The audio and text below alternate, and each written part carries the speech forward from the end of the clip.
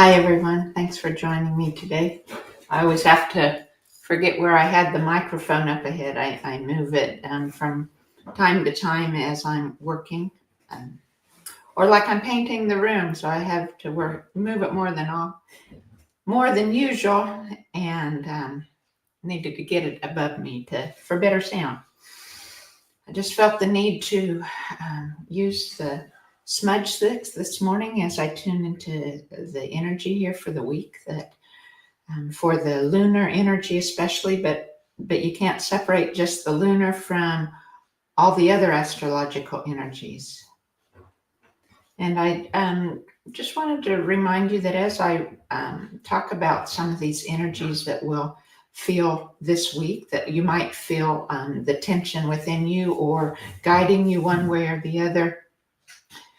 Whatever the information that I give about it, you need to keep in mind that it varies slightly how strong you'll feel it, or the different aspects you might feel, depending on your birth sign and your sun sign that you're born in, and your moon sign, as well as the current ones, and how they influence you. And we're all different, and so they all affect us differently, but with an overall leaning or overall energy that many of us would feel. And I used to have no faith or no belief, I guess, in astrological energies at all. I would read a horoscope in the paper occasionally or something and think, well, yeah, it'd be easy to say that, something general that it could apply to anyone. And it wasn't until a few years ago that Spirit was really pulling me to learn more. And so I took a class. I didn't intend to learn that much about astrology, but what I learned, it wasn't the specifics about astrology, but what I came away with most from that class was knowing and really feeling of how strongly the universe is always working in our favor, that all parts of the universe are always working in our favor, and that all these, each of these stars, or what we might call planets, or wandering stars, as I call them, or the sun and the moon, the luminaries, they each have their own energies, and then those combine. Like this week, there's some tension created between the moon in Aquarius and the sun in Scorpio. And for me, I feel it differently. I'm interested this week to see how I feel things or how they play out, because we're talking about the moon in Aquarius and the sun in Scorpio, whereas my sun sign that I was born in is Aquarius and my moon sign is Scorpio. So it's kind of flip-flopping the mind versus the heart, or the passions versus getting it done and applying it and making it happen.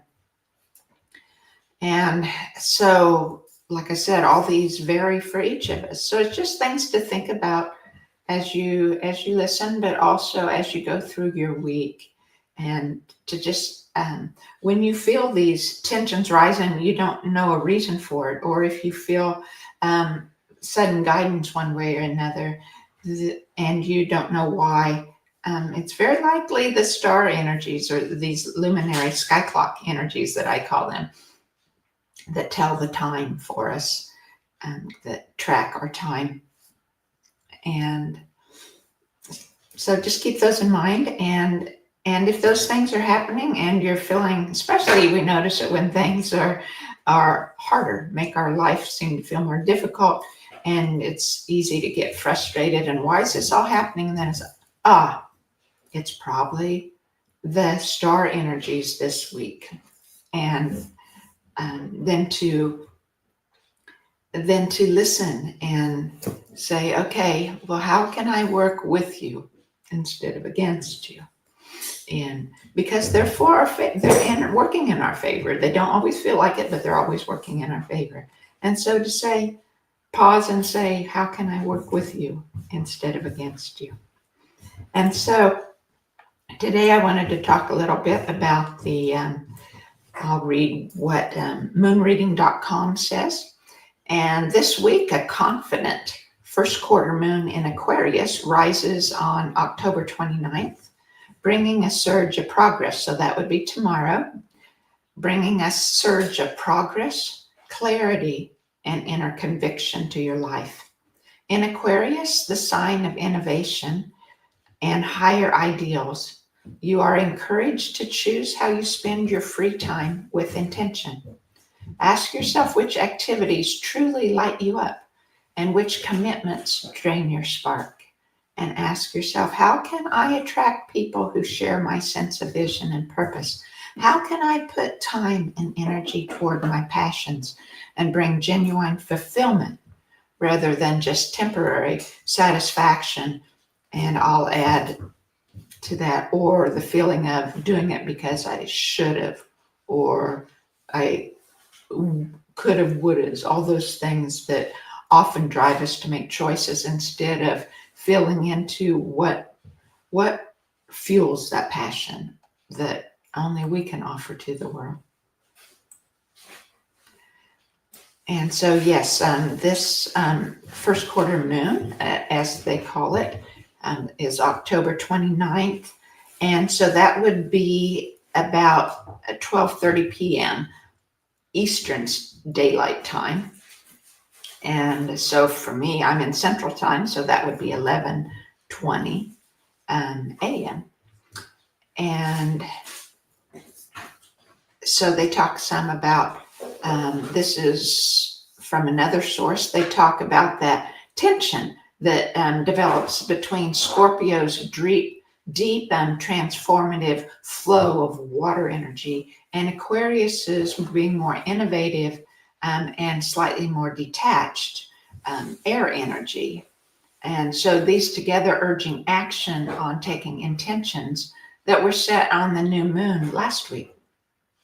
So you might think back to last week and what intentions you held, and it's useful as a checkpoint then in the progress you want to make toward those intentions or toward your overall year intentions, and blending the emotional intensity with the forward thinking and action.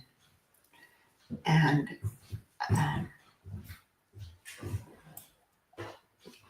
it talks about too, I just wanted to mention some of these for those of you that aren't as familiar with the different energies, and I include myself in that. I haven't learned enough about all the individual astrological energies to remember them all the time from month to month or from time that these energies change. And so I read for myself too. And so the Aquarius is often sparks unconventional ideas and a push for this progress. And that can clash with Scorpio's deep probing to reveal hidden obstacles that we hold inside. And both are very valuable. It's not like one against each other, but that's the trick. Instead of feeling it as working against each other, as how to tune into each in the balance that they need to really work for your life. Another thing that Aquarius, the moon in Aquarius emphasizes collective good or social justice, while Scorpio is more the intimate self-revelation. And so, again, this is the checkpoint, or finding, if there's conflict, finding the balance in those of your individual needs versus how you can help the universe or help others within your family. And then there's also then Scorpio brings into the action more of that raw passion and vulnerability against Aquarius, which can tend to be more cool and create a push-pulling, like a battle of the wills that might stir anxiety or obsession. if it's unbalanced. But again, this is our challenge this week. This is our goal of learning about these so that we can bring harmony to all those energies and make them work for our highest good, which is what they're for. And then then another aspect is amplifying intuition and psychic. And I noticed this first time yesterday morning as I finished one part of my daily routine and started in another. It was bang, this intuitive mindset hit me, and it was like, oh, it was a friend. I could feel her energy right in front of me, and I knew I was supposed to contact her. I didn't know if something was wrong, or sometimes it doesn't mean that something's wrong with that person or something wrong going on in their life. But sometimes it can be if they're feeling anxiety or fear or something. But other times it's just meant because the universe knew that I needed to get in touch with her, and that together this energy this week would benefit by us being in communication and working on something together. And so I called her, and she had some changes in her life. And of course, she had been thinking about me this morning. And that's what usually happens. The universe cues it into both parties, hoping one of them will act on it, right? And so that's part of the Scorpio, the intuition and more psychic undercurrents, whereas Aquarian is daring and challenging the norms or uncovering truths in things. And so unexpected things could happen that might disrupt your daily routine. But just remember, how can I work with you instead of against you? How can I bring this in harmony to benefit my life? And so this interaction between them can be about stubbornness versus the compassion or wanting to move more quickly. Both signs are fixed, and that amplifies determination, but can risk deadlock if we're not willing to shift and find those benefits for each of you. So this energy mirrors a light bearer archetype, profound compassion, clashing with self-centered drives, and demanding balance to avoid guilt or isolation. And so harness this lunation by leaning into action as you feel this tension, hold it as a benefit or a push toward an action of looking and finding that checkpoint and the balances, or an action that you would need to take to amplify your intuition, to clear those emotions, or to, in other words, take an action that can be helpful for you. So I had asked Grok, who is the AI on the X platform, I had asked him for a few steps, individual things that you could take this week. So when you're feeling these tensions, or even before you feel the tensions, maybe right after the podcast, think about it and do one of these activities that might help tap into the lunar and solar energies this week, and therefore kind of get an advanced step toward working with them. And so the first one would be to practice surrendering to these energies, not fighting them, by journaling about unspoken desires. So I like to just have a blank piece of paper and just start writing, and don't pay attention to punctuation or anything, and just start writing. And then you'll know when what needs to come out has come out, because those thoughts that pour out on paper just stop. And so then you can look back through them and see if you find a theme of steps that something that action that you could take, or something that needs further looking into on your part, further planning, further intuition, knowing about it. You might also look, journal on or think on the meditation of, well, what if this unfolds differently than I'm thinking it will? Looking ahead at your week and see how you expect things, and then say, well, what if it unfolds differently? And write that down. And that could help bring balance between the passion that wants to go all forward in toward that passion and those emotions, versus more of a balanced action that might be more helpful.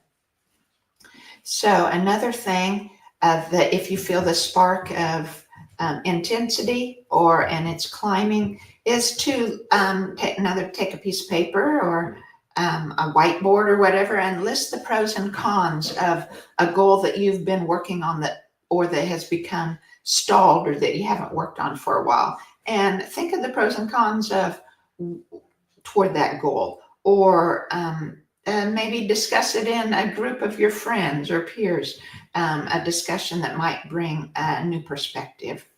And that can help break free from the emotional and anxiety that comes with that, the deep emotions that the Scorpio energy can bring.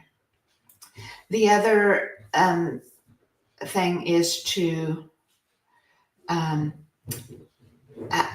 maybe try an innovative idea, or join a new group or something that you've been thinking about that can address personal passions, or just throw a question out at your friends or something and have a discussion about it, about an innovative idea, and something about that can bring transformation, and how can I use this idea or whatever you're talking about to bring transformation for myself and others. Another thing that it mentions you could do is the Aquarius energy can bring surprises. So if your plans shift, then view them toward Scorpio's energy of rebirth, of digging in deep to your emotions to help clear them and bring new birth, to see what you're really feeling and bring a newness with that. And so you can use grounding rituals, meditation or other grounding rituals. Walking in nature, holding a tree is one of my favorite ones, to help your intuition process, or work with a close friend or others to have a community support of some kind. And the last thing I'll mention is that this fixed stubbornness of both the emotion and the holding it strong, versus the wanting to the larger ideals, or the water energy versus the air energy, to combat that stubbornness, bring lightheartedness to the world. Perhaps a quirky insight, share that with someone, or a taboo subject, bring something up lightly, or just to bring humor or a shift of those energies. And you could use the affirmation, I honor my depths, the depths of my core, the depths of my emotions, while embracing flow. And that can foster growth without getting burned out on things. So those are what I wanted to mention today to help you. So thanks for joining, and we'll get ready to do our tuning here to help us attune to these energies of this moon in Aquarius and the sun in Scorpio, and the tension of the two, and the beautiful benefit of the two, of working them both together and bringing harmony. So we'll tune for what can help us make progress. We'll tune for tapping into our passions and desires, and the transformation it can bring.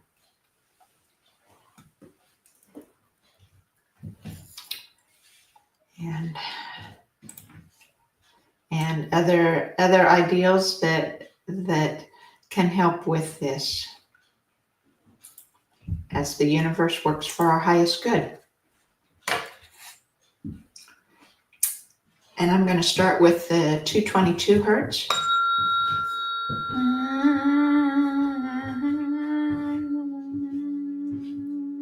This is for harmony, for quiet, for calm, for that grounding energy of tapping into those deep emotions,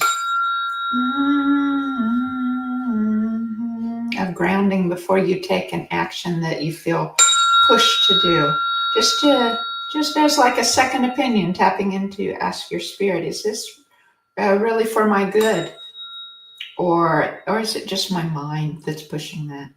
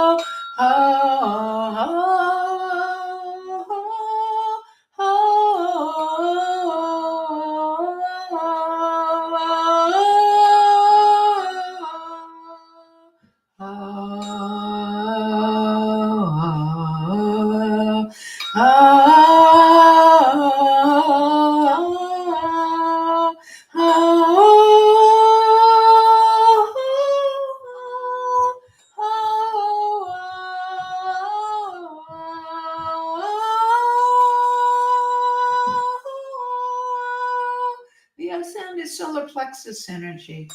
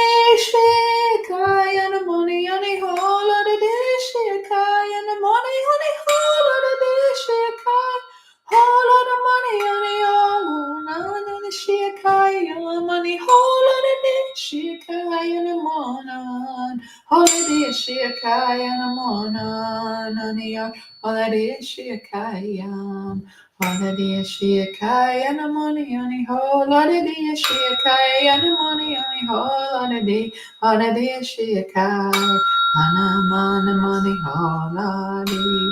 Ha Shiakai and a mon on a Shiakai and a mon.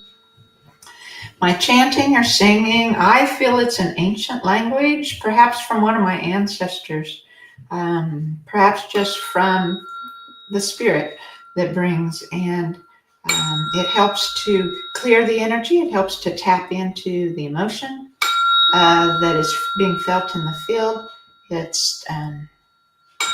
It clears the energy in me so that I can be more of a hollow bone channel that just lets it flow. Now we'll clear some of the emotions that are ready to come up. I'm using the 144.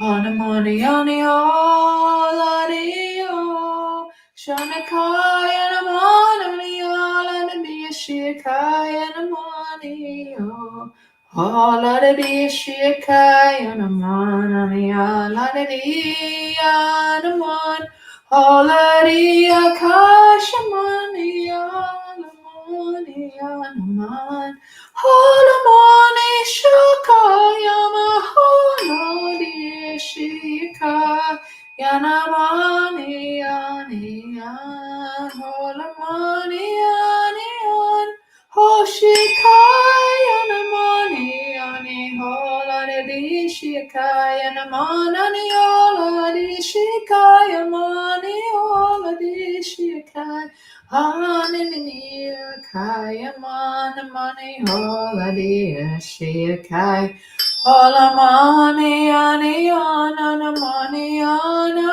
halio shikayaman ho laman ho hanamani ani an shanamani ani an holadi shikaya namani ana holadi shi hanamani alio shanakayamani Haladi Hashiakai Yamani Yani Yani Yan Haladi Shiakai Yamani Haladi Shikai Hanamani Yani Haladi Shiakai Yamahaladi Hanamani Yani Haladi Shikai Yanamani Yani Haladi Yakai Shanamani Yani Halanamani Hananamani holy, Hananamani holy, Hananamani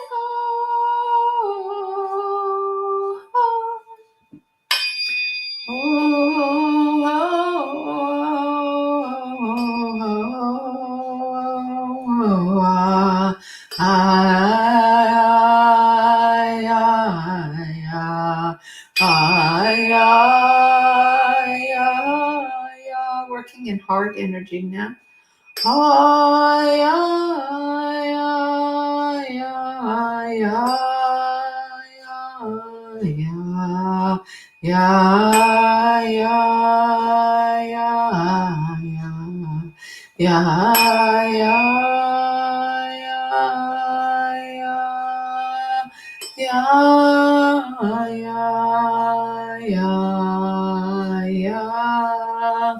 We're working at the bottom of the feet. Oh, lana me and me and she come. Anani and she, Alanani and hold on the dear she kai and a moon.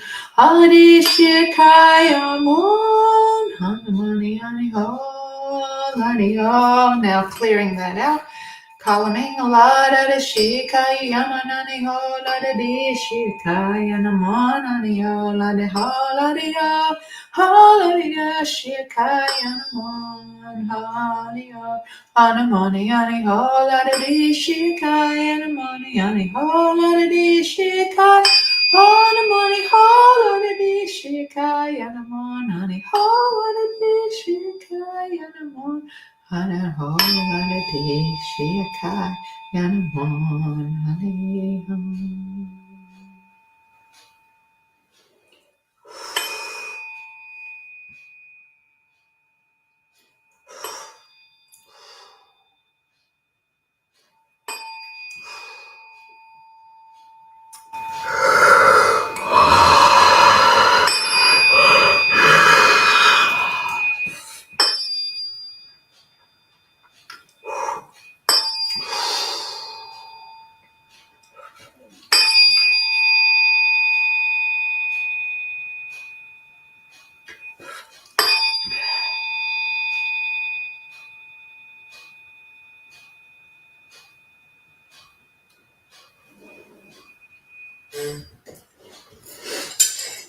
I'm going to use another fork here, the 432, and this one's for harmony, healing of the old wounds, of the old stuck energies,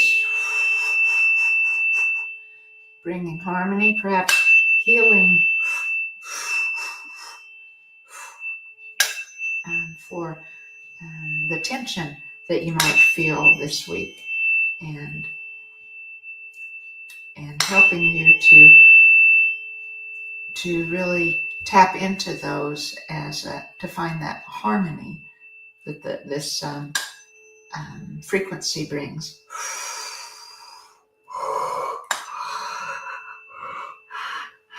Oh.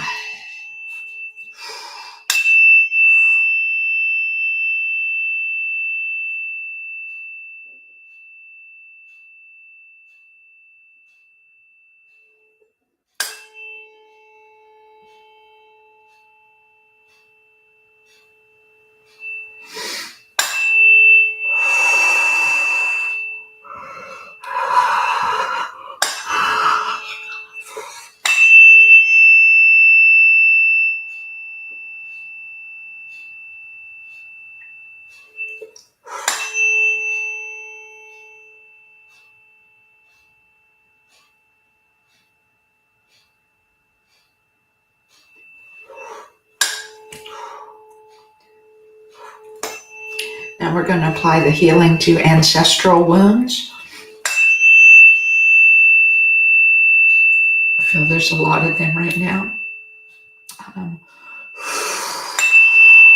So many of us carry these ancestral stuck energies, the ancestral blocks that were developed in their life because they perhaps fought those emotions or had situations in their lives that they didn't know how to handle, things that happened to them, or feelings that arose. There's just a lot of those. As we bring healing to our ancestors, we heal ourselves. And it works vice versa too. As we heal ourselves, we heal them. And we heal our children. And we heal the universe.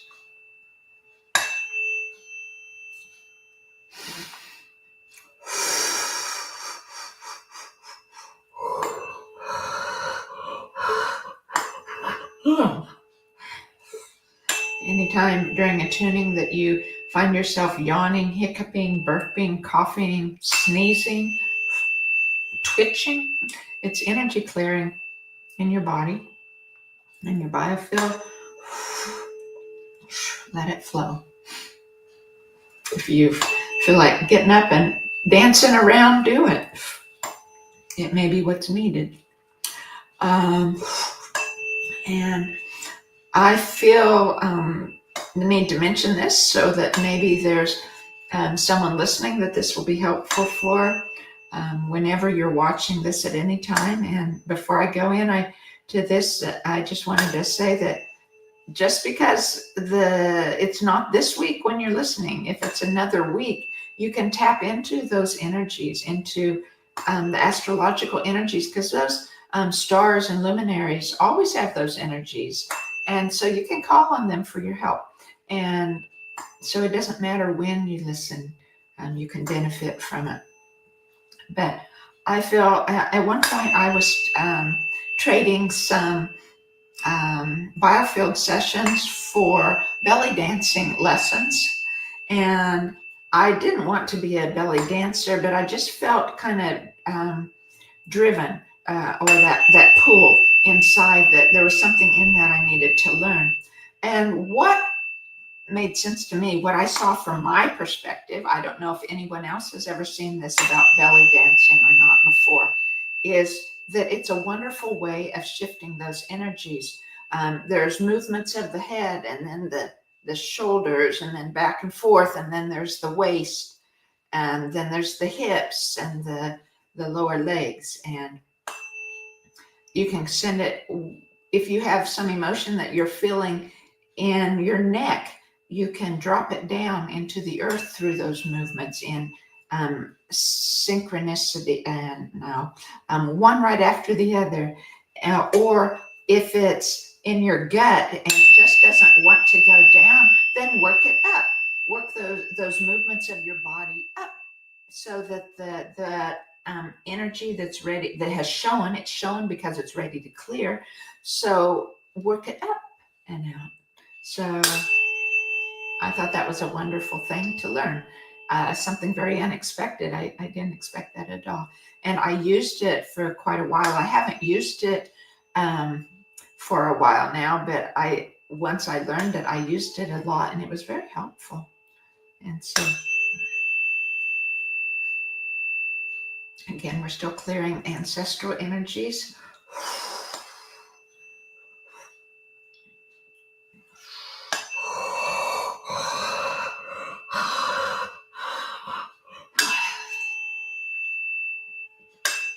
Bringing healing to our family line.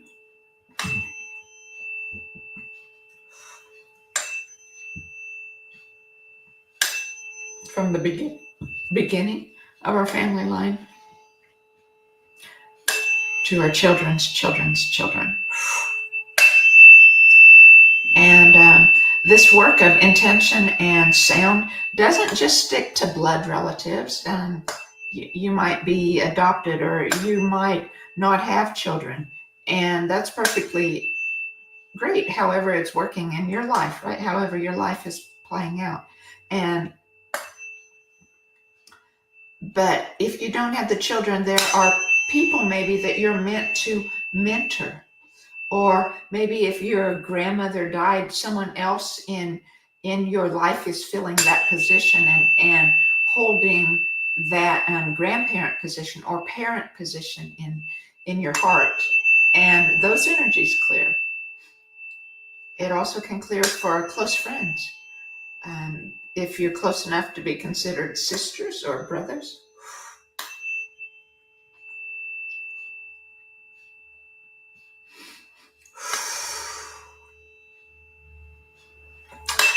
I just feel the transmuting of these energies into the oneness, and it's very beautiful and full of love and gratitude.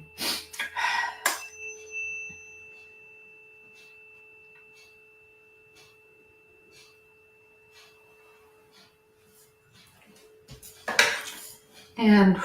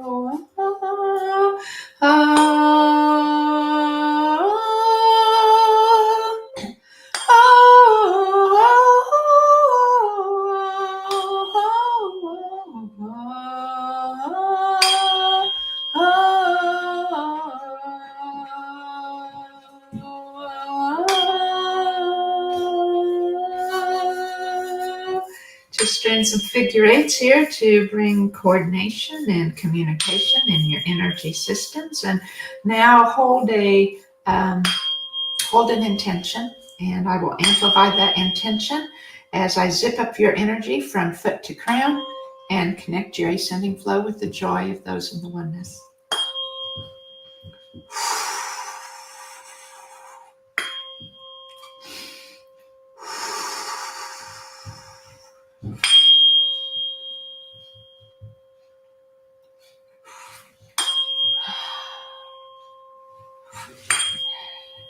And if you'd like to look into your own ancestral clearing on a deeper individual way and look into ways that you can tap into spirit more and connect with your guidance system that we were all designed to have that has been forgotten and left behind, just contact me and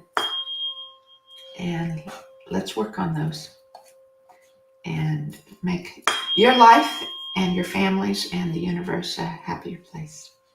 Thank you so much for watching. Sending you love.